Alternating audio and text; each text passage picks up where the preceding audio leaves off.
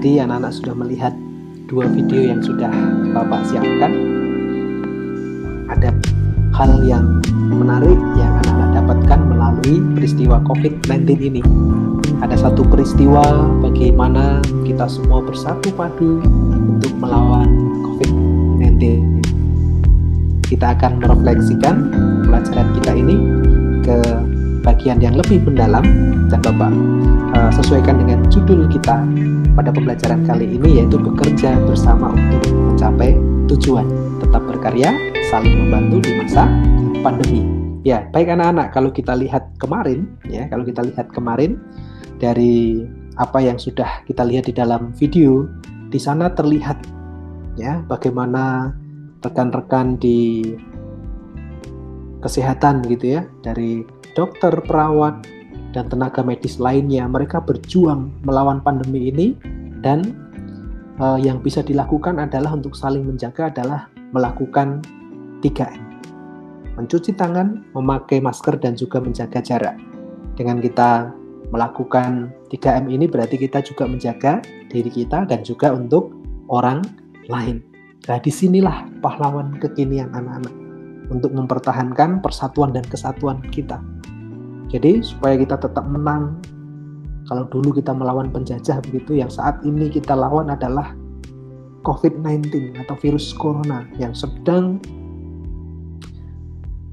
menjajah kebebasan kita untuk belajar, untuk bersama-sama. Sehingga mari melalui video tadi dan refleksi hari ini kita bersatu padu mempertahankan persatuan dan kesatuan ini dalam rangka untuk melawan COVID-19.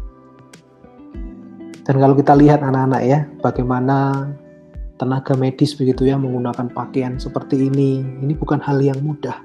Tapi mereka tetap mengutamakan ya kepentingan masyarakat atau kepentingan bersama daripada kepentingannya pribadi. Kebebasannya sekarang mereka tidak hiraukan.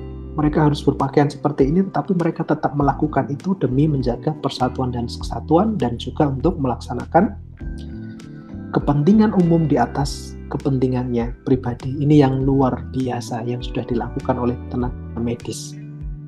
Sehingga para medis ini betul-betul bersatu padu demi kepentingan bersama. Nah, ini yang sudah dilakukan, sehingga kita patut untuk mendukung mereka. Nah, kemudian mereka juga dilihat gitu ya, semangatnya luar biasa. Pejuang kemanusiaan, pahlawan di garda depan yang terus bersatu padu menjaga persatuan dan kesatuan untuk tetap bertahan dan bahkan menang dari COVID ini. Sehingga mereka selalu ya mementingkan kepentingan bersama atau kepentingan umum daripada hanya kepentingannya pribadi. Mereka harus rela di karantina, mereka harus hidup jauh dari keluarga, tetapi mereka berjuang terus untuk kita semua. Dan kita lihat juga tidak hanya dari kedokteran begitu ya anak-anak ya, atau kesehatan, tetapi dari kepolisian nampak sekali di sini. Dari kepolisian nampak, dari tentara, dari masyarakat, bahkan dari pengusaha. Mereka bersatu padu juga, bergandeng tangan, tidak memandang ras, tidak memandang jabatannya, dan mereka terus menggalangkan mari bersatu bekerja sama. Ya, profesinya apa, agamanya apa, tidak peduli, mereka tetap bersatu padu menjaga persatuan dan keutuhan bangsa ini sehingga bisa melawan COVID-19. Nah, sekarang kita akan lihat anak-anak berdasarkan apa yang sudah dilakukan tadi, ya, bagaimana seorang tenaga medis tadi dia mengutamakan kepentingan umum atau kepentingan bersama daripada kepentingan pribadinya, kemudian menjaga persatuan dan kesatuan, bersatu padu, saling membantu, tidak melihat ras, tidak membedakan suku dan sebagainya. Nah, kira-kira menurut anak-anak ini masuk dalam pengamalan sila yang keberapa? Ayo, ada yang ingat? Oke, sila pertama, kedua, ketiga, empat, atau yang kelima? Oke, bagus sekali. Sila yang ketiga, karena tadi mereka bersatu padu, ya, saling menghormati satu dengan yang lain, tidak melihat dari kalangan apa, tidak melihat dari profesi apa, mereka tetap bersatu padu, mengutamakan kepentingan umum daripada sekedar kepentingan pribadinya. Inilah yang nanti akan membuat persatuan dan kesatuan Indonesia tetap terjaga, sehingga kita bisa melawan virus corona. Ya, luar biasa anak-anak. Ini adalah pengamalan sila yang ketiga. Sehingga belajar dari COVID ini kita juga bisa melihat bahwa kita sudah mengamalkan sila ketiga dari dasar negara kita. Ya, kalau kita identifikasi satu persatu anak-anak, ya, kalau berdasarkan pengalaman dari peristiwa tadi, ya kira-kira apa tadi Bapak sudah sebutkan 2 tadi. Ya, tetap menjaga persatuan dan kesatuan, ya. Oke. Kemudian mengutamakan kepentingan umum daripada kepentingan pribadi. Kemudian tadi berani berjuang ya, menjaga persatuan dan kesatuan, salah satunya adalah melaksanakan 3M. Kemudian yang ketiga, nah ini bekerja sama saling membantu tadi, tidak memandang ras, tidak membeda-bedakan, tetap bersatu padu untuk melawan COVID ini, sehingga persatuan dan kesatuan tetap terjaga dan kita bebas dari corona. Ya, ini adalah contoh-contoh yang bisa kita lihat dari peristiwa tadi anak-anak, dan anak-anak bisa mencari contoh-contoh yang lain dari peristiwa COVID maupun peristiwa yang ada di sekitar anak-anak. Silahkan nanti bisa dicari sendiri dan ditulis di komennya. Nah, kemudian salah satunya ini anak-anak tadi, bersatu padu, bekerja sama, tidak memandang ras, dan akhirnya bisa terkumpul banyak sekali ini bantuan yang sudah disediakan di sini. Luar biasa. Perjuangan masyarakat tadi, kepolisian, tentara, mereka mengumpulkan bantuan ini untuk melawan virus corona, diberikan kepada sesama kita yang berdampak, sehingga mereka tetap bisa berjuang dan bertahan hidup meskipun mereka harus di karantina. Nah, kalau kita lihat anak-anak, nah ini contoh satu peristiwa gitu ya, dalam satu kehidupan yang tadi sudah bersama-sama berkumpul bersama tadi. Nah, sebagai bentuk kepedulian dari warga perumahan sejahtera tadi, salah satu bagian dari mereka, warga sepakat, nah ini tadi bersatu padu mengumpulkan beras dan bumbu dapur anak-anak.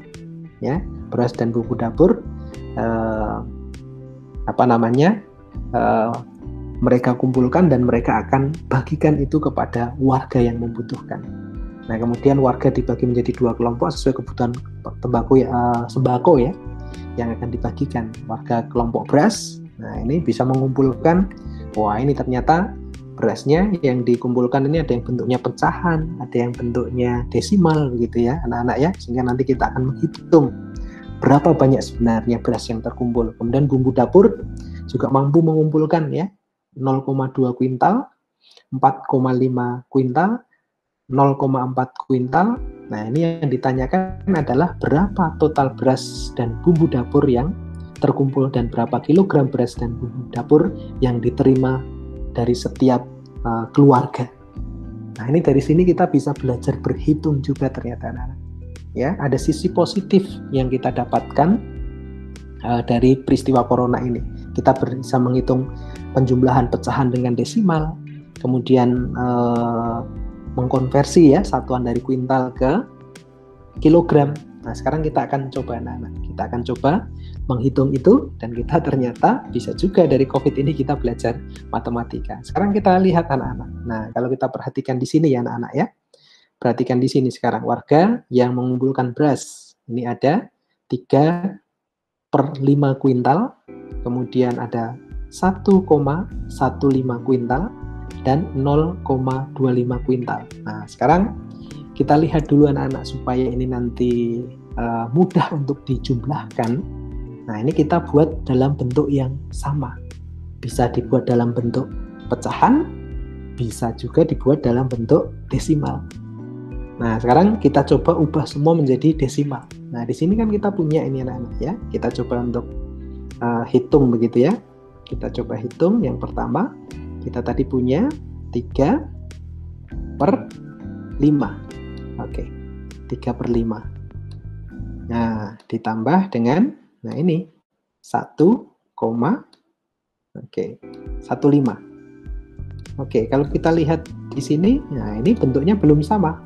Ada yang pecahan dan ada juga yang desimal. Nah, ini 0,25. Nah, sekarang kita coba untuk mengubahnya menjadi desimal. Nah, oke. Jadi desimal. Sekarang kita lihat di sini anak-anak. Ya, kita rubah menjadi desimal ya. Oke, kita lihat di sini. Nah, ini 3 per 5. Nah, jadi 3 dibagi 5. Dapatnya berapa ini anak-anak? Berarti 0, berapa? Berarti kan 3 bagi 5 kan nggak bisa ya. Berarti harus ditambahkan 0. Berarti menjadi 30 ya, menjadi 30. Oke, 30 dibagi 5 berapa anak-anak?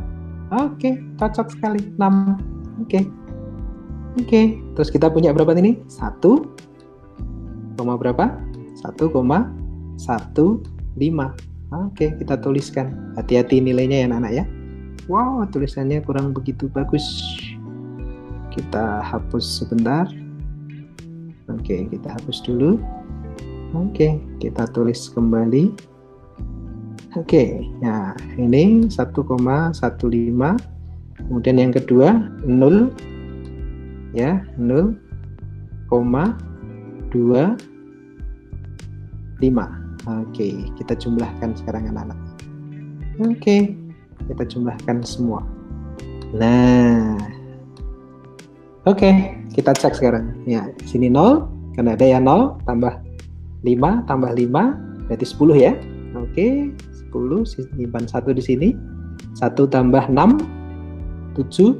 7 tambah 1, 8. 8 tambah 2, 10. 0 lagi. Ya, kita simpan 1 lagi. Oke, 1 tambah 0, 1.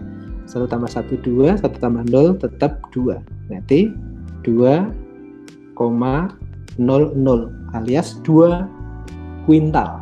Nah, ini berasnya 2 kuintal. Nah, 2 kuintal, masih ingat 1 kuintal ada berapa kilogram? Oke, ada berapa? Oke, ada 100. Ya, 1 kuintalnya 100. Berarti kalau ini 1 kuintalnya 100, maka kita bisa merubah ini menjadi ya, berarti 1 kuintalnya 100. Oke, 1 kuintalnya tadi 100 ya. 1 kuintal itu 100 kilo. Ya. Kuintal itu 100 kilo, kita tuliskan di sini ya.